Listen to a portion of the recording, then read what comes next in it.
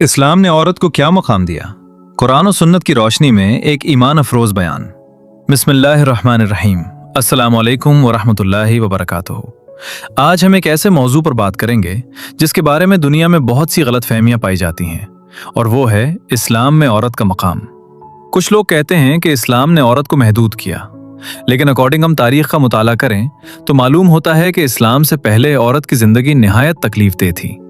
जमाना जाहिलियत में बेटी की पैदाइश को बायसे आर समझा जाता था। बाज लोग अपनी मासूम बेटियों को जिंदा दफन कर देते थे। औरत को विरासत में हिस्सा नहीं मिलता था, उसकी राय की कोई अहमियत नहीं थी, बल्कि बाज जगह उसे खुद भी विरासत का हिस्सा समझा जाता था।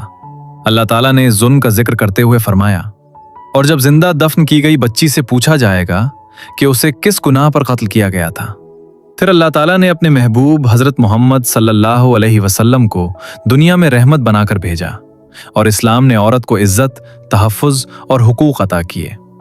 इस्लाम ने सबसे पहले ये ऐलान किया कि अल्लाह के नज़दीक इज्जत का मेयार न मर्द है न औरत, बल्कि तक़वा है। अल्लाह ताला फरमाता है, बेशक अल्लाह के नज़दीक तुम में सबसे ज्यादा इज्जत वाला वो है जो सबसे ज्यादा परहेजगार है। इस्लाम ने औरत को विरासत में हिस्सा दिया। अल्लाह ताला ने फरमाया, मर्दों के लिए भी विरासत में हिस्सा है और औरतों के लिए भी विरासत में हिस्सा है। इस वक्त दुनिया की बहुत सी कौमों में औरत को विरासत का हक हासिल नहीं था, लेकिन इस्लाम ने 1400 साल पहले ये हक दे दिया। नबी करीम सल्लल्लाहु अलैहि वसल्लम ने औरतों के साथ हुस्न सलूक की खुसूसी तालीम दी। आप सल्लल्लाहु अलैहि वसल्लम ने फरमाया, औरतों के साथ भलाई करने की वसीयत कबूल करो। एक और हदीस में आप सल्लल्लाहु अलैहि वसल्लम ने फरमाया, तुम में सबसे बेहतर वो है जो अपने घर वालों के लिए सबसे बेहतर हो, और मैं अपने घर वालों के लिए तुम सबसे बेहतर हूं।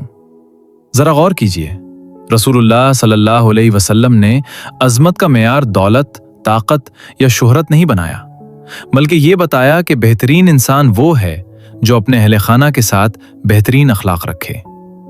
एक शख्स नबी करीम सल्लल्लाहु अलैहि वसल्लम की खिदमत में हाजिर हुआ और अर्ज किया, या रसूलुल्लाह, मेरे हुस्न सलूक का सबसे ज्यादा हकदार कौन है?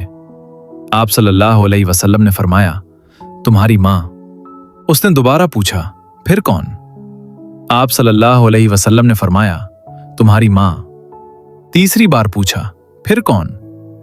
आप सल्लल्लाहु अलैहि वसल्लम ने फरमाया, तुम्हारी माँ। चौथी बार पूछा, फिर तुम्हारा बाप। सोचिए, माँ का मकाम 3 मर्तबा बयान करना इस बात की दलील है कि इस्लाम ने औरत को कितनी अजीम इज्जत अता की।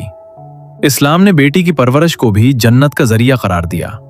नबी करीम सल्लल्लाहु अलैहि वसल्लम ने फरमाया कि जो शख्स अपनी बेटियों की अच्छी तरबियत करे और उनके साथ हुस्न सलूक करे, वो उसके लिए जन्नत का सबब बनेगी। लिहाजा औरत कमजोर नहीं, बल्कि अल्लाह की एक अजीम नेमत है। वो बेटी है तो रहमत, बहन है तो इज्जत, बीवी है तो सुकून, और माँ है तो जन्नत तक पहुंचने का जरिया। आज जरूरत इस बात की है कि हम मुआशरे की रस्मों को नहीं, बल्कि कुरान और सुन्नत को अपनाएं। अपनी माँओं, बहनों, बेटियों और बीवियों के साथ मोहब्बत, इज्जत और इंसाफ का मामला करें, क्योंकि यही रसूलुल्लाह सल्लल्लाहु अलैहि वसल्लम की तालीम है।